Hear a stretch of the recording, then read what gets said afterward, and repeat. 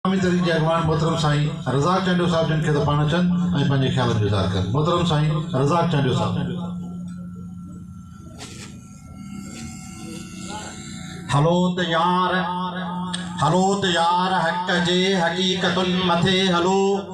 जो न कंहिं बिटाव खां वॾियूं वॾियूं विखूं विझो, न हाणे मंज़लूं परे ए सरफरोश साथियो,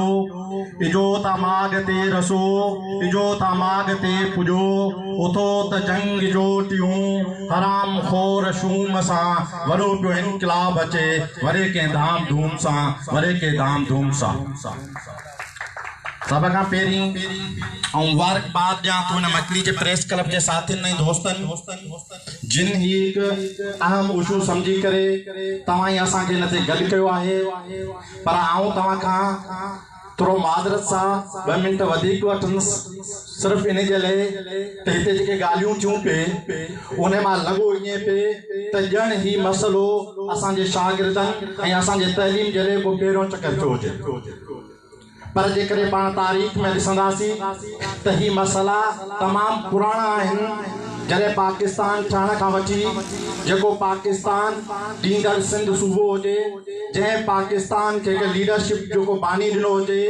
उन सां जीअं शान शर्त पोइ नयूं नयूं पॉलिसियूं जोड़े करे ख़ासि करे तइलीमी जे मैदान में सिंध खे पोइ ते धिकण जी कोशिशि थींदी रही आहे। उन जे लाइ सभ खां पहिरीं आउं तव्हांखे ॿुधाईंदो हलां, जॾहिं पाकिस्तान ठहियो, जॾहिं मुशर्रफ जो दौर आयो, उन सॼे पाकिस्तान जे अंदरि तइलीमी निज़ाम जेके 3 सूबा उन्हनि जे लाइ अलॻि हुयो। ख़ालिस सिंध सूबे जो जेको तइलीमी निज़ाम हुयो उहो चेंज हुयो। चेंज ही हुयो त जेके बि सूबा हुया उन्हनि जो जेको तइलीमी निज़ाम उहो वज़ीर आला सां लाॻापियल हुयो। पर मुशर्रफ जे दौर खां जेको तइलीमी निज़ाम सिंध जो निज़ाम हुयो उहो गवर्नर जे हवाले हुयो, ऐं उन वक़्तु जेको गवर्नर वेठल हुयो, जेके का सिंध जो ख़ासि करे कादिल ऐं जिन सिंध जे माण्हुनि जे ड्रिल मिशन सां सोराख़ कया, उन वक़्तु वेठल हो ऐं उहो सिंध जो तइलीमी निज़ाम उन जे हवाले हुयो। उन खां पोयां जॾहिं उन्हनि खे निज़ाम ॾिनो, पोइ हुननि छा कयो, हुननि इहो कानून पास कयो त सिंध जो माण्हू या दुनिया जो ॿियो जेको माण्हू आहे उहो किथे बि पढ़ी सघे थो, पर सिंध जो जेको तख़्तगाह कराची आहे उन में जेको माण्हू डोमिसाइल न रखंदो उनखे दाख़िला न मिलंदी। इहो निज़ाम इहो पहिरीं खां शुरू हुयो। मेडिकल यूनिवर्सिटी, डाउ मेडिकल यूनिवर्सिटी में, इकरा यूनिवर्सिटी में, जेके कराची जूं वॾियूं यूनिवर्सिटियूं आहिनि उन में सिंध जे शागिर्दनि खे दाख़िला न मिलंदी। इहो हुननि कानून पास कयो।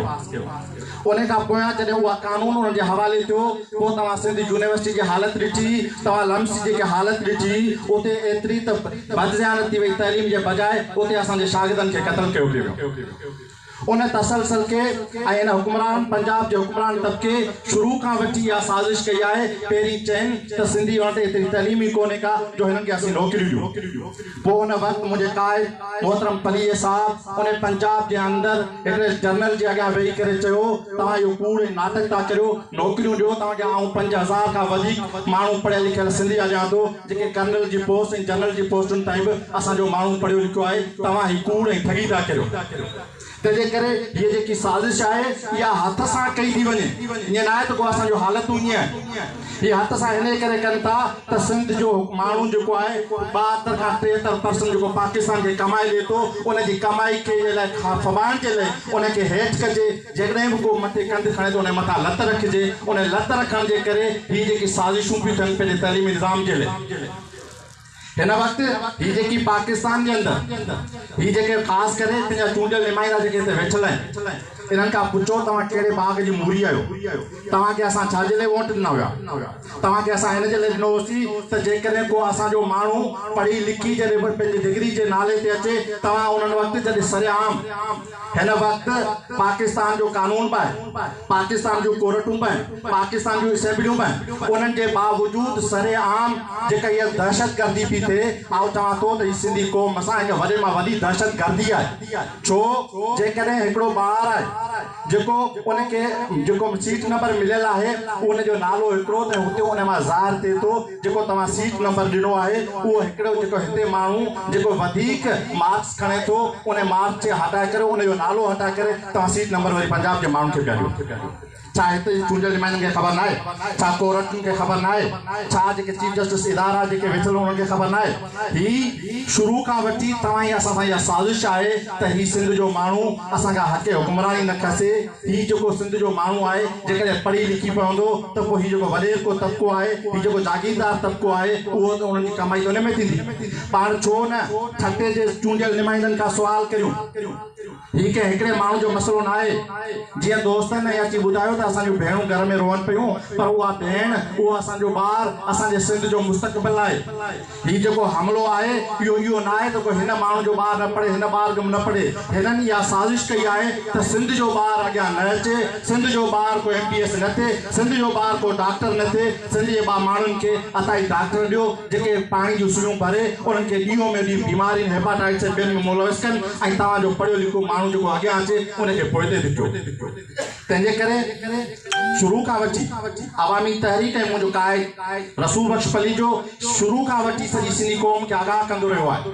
त कंहिं न कंहिं तरीक़े सां तव्हांखे पोइते धिकण जूं साज़िशूं थियूं आहिनि पर सभ खां वधीक जेका साज़िश आहे उहा तइलीम आहे तइलीम जेकी आहे उहा असांजी नज़र आहे जेकी सॼनि इदारनि खे चेक करे थी उन्हनि में जेकॾहिं तव्हांखे पोइते कंदा ऐं पोइ बि पाण मार्च कयो वेठा हूंदासीं तंहिंजे करे अचो त हिननि हुकुमराननि खां पहिरीं त जेको घर जो जेको ही वॾेरो वेठो आहे पहिरीं त उनजे गिचीअ में हथु विझूं तूं छो नथो असांजी काव कूक बणिजी तूं छो नथो असांजी दाह बणिजी तूं छो नथो वञी हिन इदारनि में बि अची हिन अवामी मसइलनि में अची बि चओ त मुंहिंजी नथी हले ऐं तव्हां सां गॾु आहियां ही वफ़ाक़ जो मसइलो आहे वफ़ाक़ वारा बेवाइज बि था कनि पर आउं सिंध जो ॼाओ आहियां ऐं तव्हां सां गॾु थो बीहां पर ही न बीहंदा छो त ही जेके माण्हू आहिनि असल में थींदो इहो आहे तारीख़ में ही जेके हुकुमरान तबिको आहे इहो असांजो नौकर आहे आवाम जेको आहे उहो मालिक आहे ऐं उहो जेको नौकर जेको आहे उहो दादागीर थी करे उतो जेको माल मिल्कियत मेड़े करे चवे थो त तव्हां जेके मालिक आहियो उहे तव्हांखे नौकर पिया ट्रीट कनि ऐं हू जेके नौकर आहिनि उहे हुकुमरान तबिको थी वेठो आहे अहिड़ो कहिड़े तारीख़ ऐं कानून में आहे जेको पैसो आवाम जो हुजे जंहिं पैसे मां तव्हां असेंबली में चूंडिजो हुजो जंहिं पैसे सां तव्हां माल मिल्कियत ऐं गाॾियूं ठाहींदा हुजो ऐं उन माण्हू जेकॾहिं ज़लालत में हुजे उन जे लाइ तव्हां पुछण जे लाइ तयारु न आहियो त पोइ तव्हांजी इहा हुकुमरानी कहिड़े कम जी तंहिंजे करे आउं तव्हां खां टाइम नथो वठां हिन ठटे जे दोस्तनि ऐं नौजवाननि मां इहा उमेद रखां थो त हीअ जेका जंग आहे हीअ वतन जी जंग आहे हीअ जेका जंग आहे इहा सिंध जी जंग आहे इहो न सम्झो त के हिकिड़े ॿार खे फेल कयो वियो आहे हीअ साज़िश आहे तव्हांजे सिंधी क़ौम खे पोइते धिकण जे लाइ आउं सम्झां थो तव्हां सां मसइला पाइनि पर आउं उस्ताद बुखारी जे हिन लफ़्ज़नि सां तव्हांखां मोकिलाईंदुसि त ओ अटल आदमी किन जुगनि खां वठी अंध सां धुंध सां पंध सां मुंहुं ॾेई तूं पियो आहे थकी पर दिलि शिकस्तो न थी दम पटे सग सारी गॾे पेर पुख्ता करे दंद करते उथी आशिकी में अची दिलि शिकस्तो न थी डांग फेरे त पाण चवंदा न जेके MP MLA वारा मोतबर पर उस्ताद बुखारी चवे थो डांग फेरे त ॾिस नांग नोड़ी अथई पेर ॿोड़े त ॾिस बाहि पाणी अथई कंध पकड़े त ॾिस शींहं बकरी अथई घाट मोड़े त ॾिस सिंध सारी अथई दिलि शिकस्तो न थी जीअं सिंध